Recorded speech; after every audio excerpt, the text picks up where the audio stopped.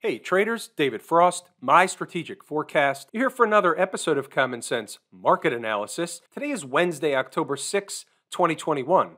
We're looking at a daily chart of the SPY or Spider, which is the proxy for the S&P 500. What do we have on the docket today? We have one of those reversal candles. Let's go back to something we discussed yesterday. In particular, the email indicator. The title of the video yesterday was Beware of the Fake Out. Which way? Well, let's couple that together with the email indicator and you have a reversal day on our hands. Also from last night's video, we discussed the fact that the market was down a lot and it was down a lot of days in a row. Not necessarily every day, but for the most part, it was down for like a month. Okay, not to say it can't be down for another week or two or three. However, when you have a market that's down a lot for a period of time, and then all of a sudden you mix in the email indicator, everybody's getting bearish. We talked about that. And I don't just mean the emails, everybody getting bearish. What I mean is a lot of people were getting bearish across the board on TV, in the blogs, all that stuff. The more people get bearish, the more we're susceptible to a short squeeze on a spark. What's the spark? Maybe it's the debt ceiling discussion. Maybe it's the resolution of the debt ceiling. Maybe it's something else. Maybe they're going to pass one of these $1 trillion, $3 trillion, $8 trillion packages. Who knows what it's going to be? Regardless, we have to stay aware of the trick, trap, fool, and frustrate crew at all times. If they started breaking the low from the other day, that's a different story. However, and I'm going to show you something on a different chart when we get there. It'll be very interesting, and it's also another one of our gauges, something we can use as a gauge to know if we're going to get another follow-through or slash rip-your-face-off rally. So let's look at this thing like an umpire, objectively leaving our biases at the door. We already know the part where we came down a lot. Fair enough. What's that 429.50? We'll get to that later. That has to do with some intraday stuff. That became our intraday pivot. They pivoted off that and started a rip-your-face-off rally. We'll get to that later. And yes, they started the rip-your-face-off rally after I built the case inside the numbers why they had an opportunity to go down. They chose not to. Therefore, watch out for the upside. A squeeze could be coming. You'll see that later. Back to the looking at this thing objectively, we still have come down from wherever you want to draw it, from the 2nd of September, from here. It doesn't make any difference. They're still making this, even though today was a nice big reversal type candle finishing at the highs, they still are in this bearish, flaggish, wedgish formation. So we need to understand that. And as long as we do understand that, where's the spot where this thing can take off? Well, for one, looking at the daily chart, you have a high in this breakdown candle of 436.77.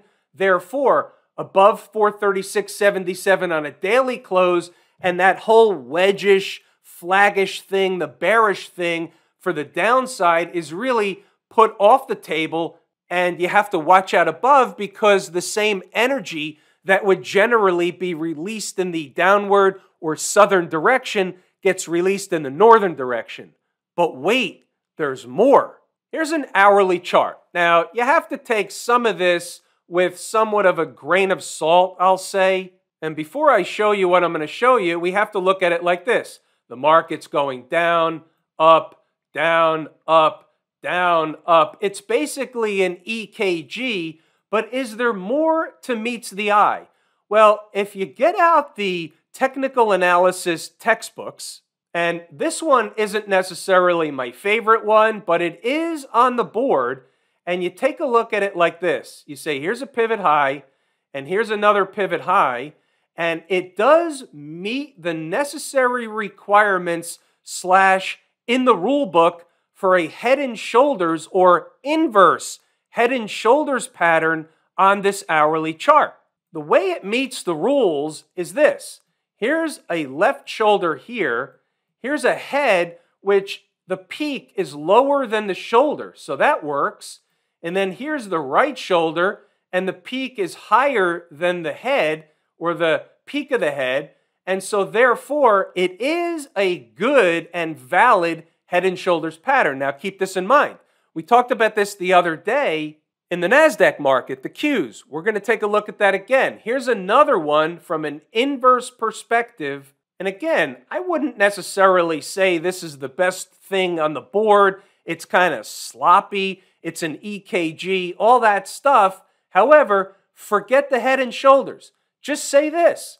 What happens if they break above this trend line? What are they going to do? Well, A, they're going to test some pivots like this one, which is close by, and this one that's at a high of 436, and you'll remember that number. It was important before.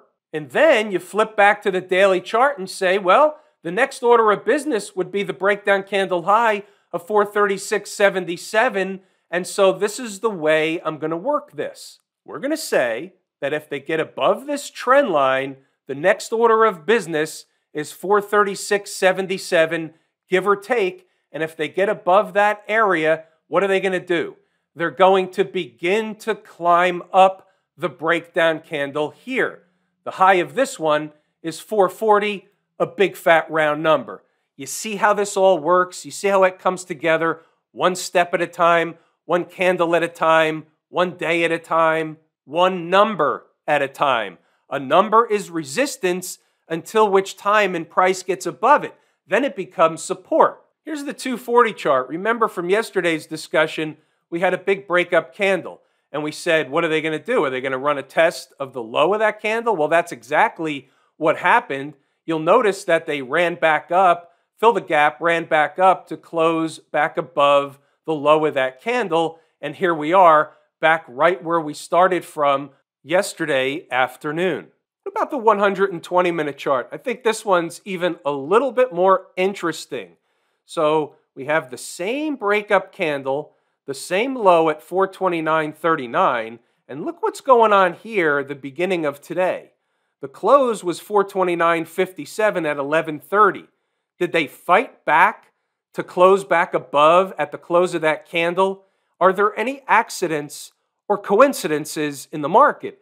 And the short answer is no. This is what we call a shakeout operation. They're running a test, a successful test. They close above. And what happens? Immediately, and I say immediately when you're looking at this 120-minute chart, because they didn't spend any time for candles, right? The next candle started right back up, and the following one, and the following one after that. So all this was, in hindsight, Monday morning quarterback, is a test of the breakup candle low, period. Now, at the time, you're looking at a 5-minute chart. At the time, you don't know that that's just going to be a test. They could fall apart. They could stay down there all day. You don't know. But once you have a pivot and you have a reason, and you'll see that later when we get to inside the numbers, then at least you have a schematic to trade off of. Let's check out inside the numbers. And first we'll say this morning was kind of a rodeo.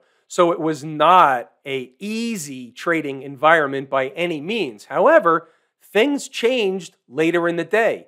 Patience pays. Let me leave you with that before we get to some of the commentary. It's hump day. They sold them overnight, leaving price in the familiar teetering position down to brass tacks. So the numbers are as follows. The gap left open for Monday is around 428.69. So opening the day below is the first bona fide signal there's trouble in bull paradise. Let's begin to get the visual 5-minute chart right of the vertical today's activity. The opening print today was above that number, 429.97. 428.69 is that gap. The area around 427 will produce a bull-bear battle. They didn't get there, but they got close. They got to about 427.54. And then we had some other stuff lower if they should start to fail. We've had those numbers before. You have to come pre-prepared. You have to come in uniform, ready to go. Then we state that since they came close the other day, it's not the same, but it's an important spot. And then, all of a sudden, we have to bring up that the Qs, they were getting killed. The NASDAQ was getting killed in the morning. We have that head and shoulders on the board, and we're going to get to that later. We have it in both directions. Either they're going to continue to go lower and play out that thing, or that head and shoulders pattern is actually going to fail, and that same energy is going to then be released in the northern direction, same as we just discussed before in the SPY. We're always looking at both sides of the tape. We have to stay unbiased in order to be successful. Maybe they're just cleaning up the gap with the intention of bouncing back up north. Obviously, that was a potential. That was on the board. That was one of the schematics at 0 dark 30. Our first hint will be opening the day above or below 428.69. The next clue, there's a rescue operation, will be getting back above 429.40 on candle closes. There's that number again. Early in the morning, I had it at 429.40. I bumped it up a dime, 429.50 after the bell rang as the day got underway. That became our pivot. Let's see what else we have.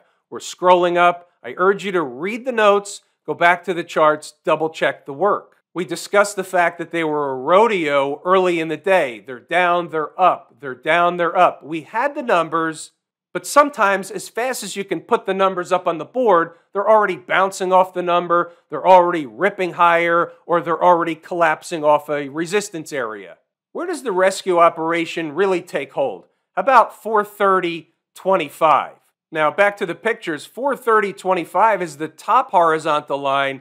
You see what happens. When they got above it, they started to rip higher, and then they failed. They gave you like 10 points, but they started to fail, and then they came all the way back down. It was resistance, but they certainly spiked it through. I shouldn't say resistance. I'm going to retract that. What I'm going to say is it was an important number, and you can see that evidence over here. It was still important. You could see a number of times that general area. Whether you want to call it the fat number of 430 or you want to call it 430.32, doesn't make any difference. The point is, my number was 430.25, and that number proved to be somewhat important throughout the day before they ended up ripping higher one more time.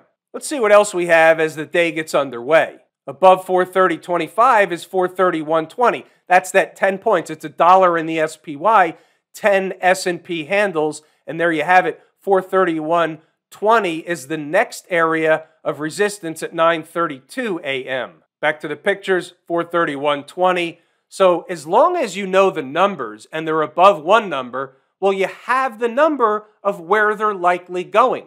That was the next number. Know thy numbers, not easy to trade. They fell away from that. And you can read the notes, go back to the charts, double check the work during the rodeo stuff. You can see here the 9:58 post where they did the thing where they spiked the low, fill the gap, rip it back up in the other direction. And then we have simply closing candles below the gap is not good for the bulls, but good for the bears. 427.50 is the last line of defense before Monday's lows. And the rodeo goes back and forth, back and forth. You can read the notes, go back to the charts, and see the numbers, the rodeo, the whole thing. We'll circle back to stocks on the move. There's a comment on one of them. Here you go again with the 429.50. That's support once they're over it. Getting below is a fumble for the bulls. 429.50 should produce a bounce. This is 1047. Closing candles below opens a door for lower numbers. They didn't do that. They came up short, and then they bounced away, and that was the one we were looking for. They came up short, so I didn't get it. If you front ran it, you might have gotten it. Now here, by 1051, pay attention to this one. The look is to go fill the gap. Closing hourly above 430.60 should do the trick and give them a jolt. First, closing shorter-term candles is necessary, of course. Staying above 430.60 keeps the bulls in charge and eyes on the gap at 433. Now let's get a visual of this one. The top line is now 430.60. So you see what's going on here. They're trying to get there, they can't. They're trying to get there, they can't. Once they get there and they get above, that's it. That's all she wrote. Even in this 5-minute candle, this one right here, closed 430.62, and that was it. That's all she wrote. They tried it over here, but they came back to run a test of what? Another important number, support. The support worked, so what do? They go back to the next number above. If support doesn't work, what would they have done? They would have come back to the gap and or lower. But instead, they went the other way, and once they got above the next number, what do? You look to the next number after that. That's the way the market works, one step at a time. Let's scroll up, keep going. Let's get into some of the afternoon stuff. This is a good one, 12:37. So here's the update. They can't get anywhere. They just got stuck for a while around lunchtime. That happens. They're eating time off the clock. Okay, fair enough. Now, let's go back to a chart and look at that. They're eating time off the clock. Let's look at a 10-minute chart for this one. Again, right of the vertical is today's activity. So, therefore, they're eating time off the clock. Now, did they make a move down and they're eating time off the clock like this, ready for another move lower like that? That's one possibility. Or are they eating time off the clock from a move higher off the morning low and they're eating time off the clock like this, and then they're going to make another run higher? Now, at the time, you don't know, but if you know that they're eating time off the clock and they're above an important number, then they're subject to go to the next number. If they're below an important number, they're subject to go to the next number. So that's the way we play it. Again, understanding what the big picture looks like. They definitely made a move down, and they definitely made a move up. So now they're eating time off the clock, and it's a guessing game. So you narrow it down to, well, are they above something or below something? So are the bulls in control or are the bears in control? If you know your numbers, you have that piece of it under your belt. There's a method to the madness. Sure, I'm going over inside the numbers. I want traders that are active in the market during the trading day. I want them to participate, become an inside the number member. But not only that, but I'm also teaching you about the charts while I describe what I'm looking at during the trading day, so you get to see my thought process. I don't know if you can see the thought process, but you get to understand the thought process of how I go about the numbers, how I go about the charts during the trading day, and it all comes together inside the numbers. There's a method to the madness. 429.50 appears to be the current pivot. Below that, they fall away and activate some lower stuff. However, above that, and they go higher, right? Right. So here you have it, 115. From a trading perspective, traders can be long as the SPY stays above 429.50 on candle closes. Below, and the bear case is active. Above, and they'll make another run for the high of day, which was pretty far at the time, at least under normal garden variety conditions. Many opportunities to fail, and hasn't. Why? Maybe because she's going in the other direction. How about just thinking from a common sense perspective, notwithstanding Trick and Company? We're moving along. Right after that, like 10 minutes later, funny how that works. They start to run and they don't look back. So you can read the rest of the notes, pause the video, all that stuff. By the way, there was another short opportunity on the board. So let's check this out. 141, question comes in. Can we short the gap? 433.05 is the gap. That's the number. On the first hit for a scalp trade, you can. Closing candles above will have turned that into not a good idea. Eating time off the clock under it before they hit the gap, not a good short either. Me personally, I wasn't interested. I'm not interested in a short after the ride up there. I want to keep the profit. It's getting late in the day. I don't need a pie in the face. However, if they get all the way up to 434.40 or so in a hurry, that might represent a different story. Unlikely at the time I thought, but good to be prepared. Let's forward on a little bit, see what happens. 154. Now 430.50 is support, and they did not get to 433.05 right away. They kind of played games with it, little bit of shenanigans, did the Macarena in front of it. So therefore, the short is not the same anymore. Might work, but the better one was the straight shot up there. All right, fair enough. Now by 210, see what happens when they do the dance. They started pushing above it, so we have to be aware of the secondary squeeze or follow through. Seemed to be underway. 214, 334.50 is resistance. I'm still not taking a short, but if a trader needs to have one, there it is. Only on a straight shot. It's trader's choice to take the short 433.50, which should have read 434.50. And look at this transposition of numbers here. Late in the day, I think my eyes go cross-eyed. Nobody corrected me on that one. You're all sleeping at the wheel. But it's important. We need to stay on that number. 434.50 is what it should be. And here it is. 434.50 right there produced a pullback. It produced a reaction in the other direction. And that's what should have happened under normal garden variety conditions. That doesn't mean that I want the trade. I don't take every trade. I can't take every trade. Nobody can take every trade you see. I took the ride up. It was late in the day. I didn't want to take any more undue chances. I'm running it as a business. I took the deal, folded up my tent, and that was it. Let's finish out the notes, and there it is. You can see what happened. 434.50 worked anyway. Main reason is because I wasn't taking the trade. That's said tongue-in-cheek, but you all know what I mean by that. You take the trade, it doesn't work. You don't take the trade, it works. We've all experienced that emotional masturbation phenomenon. What about stocks on the move? We always look at the good, the bad, and the ugly. So we only had one that hit its price objective today or entry target. One came close, X came close, didn't do it. AAL did do it, BBBY did not, and STZ did not. By the way, that brings up another interesting point. I noticed that this morning, there weren't a lot of stocks getting killed while the S&P 500 was getting killed early in the morning in the pre-market. That was kind of an interesting thing going on.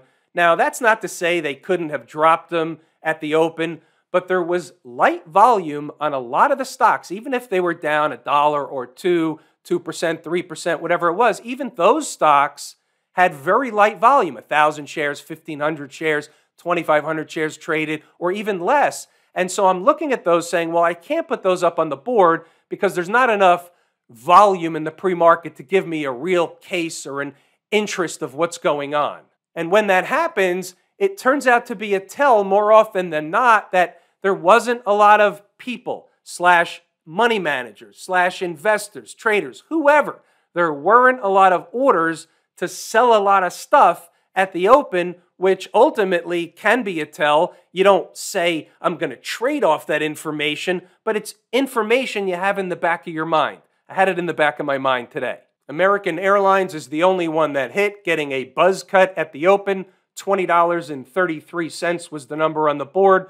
Zero dark 30. The number worked. You could see they hung out down there for a while, just like the market. And then once the market started to move, guess what? AAL started to move, and it gave you the base hit right away anyway, but it floundered around for a while. The numbers work. Where have you heard that before? What's going on over in Camp IWM?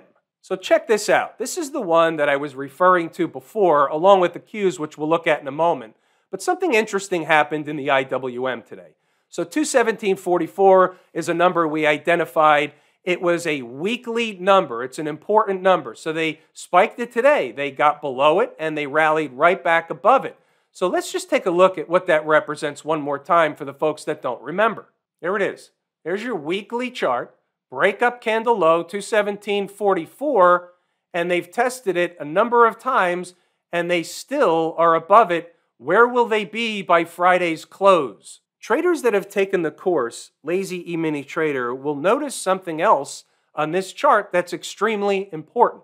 What I'll leave you with is time is more important than price. If you've taken the course, you should be able to identify it. If you haven't, you won't.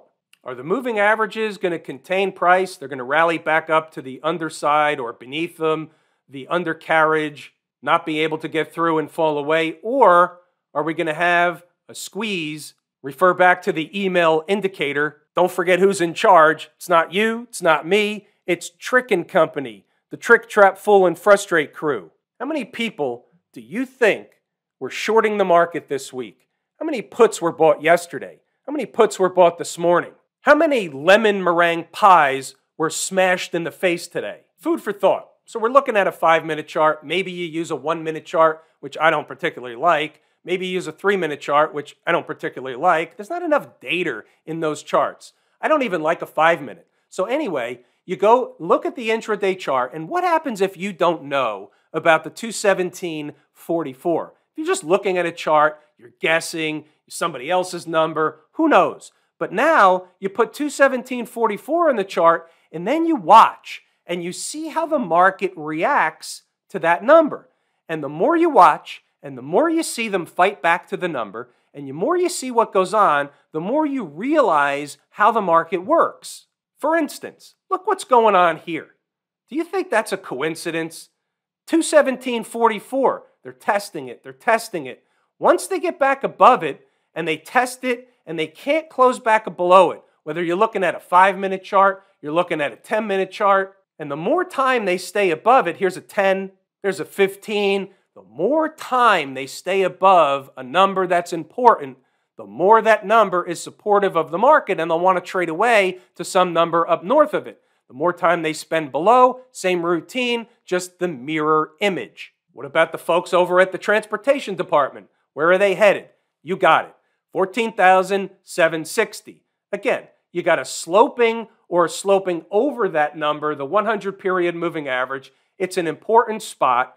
There should be overhead resistance around that spot. Now, we're getting closer to the end of the week. What's going to happen by Friday's close? Here's the weekly chart. If they get above there by Friday's close, what will they have done?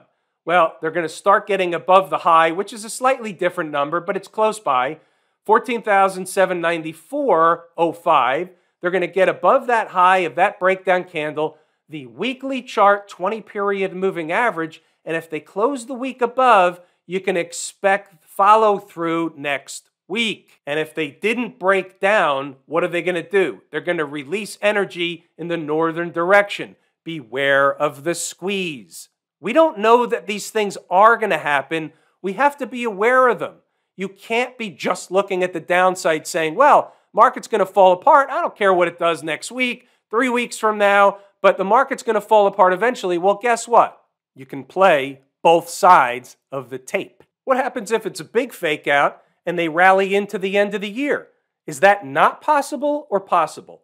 Anything is possible. What happens, for example, they solve the debt ceiling issue, they agree, meaning the politicians, the Republicans and the Democrats, somehow they agree on some package, some $2 trillion package, $2.5 trillion package, whatever it is. Both sides are slightly unhappy. They come to a deal, and all of a sudden, the uncertainty gets lifted from the market. Everybody says, okay, that's over with.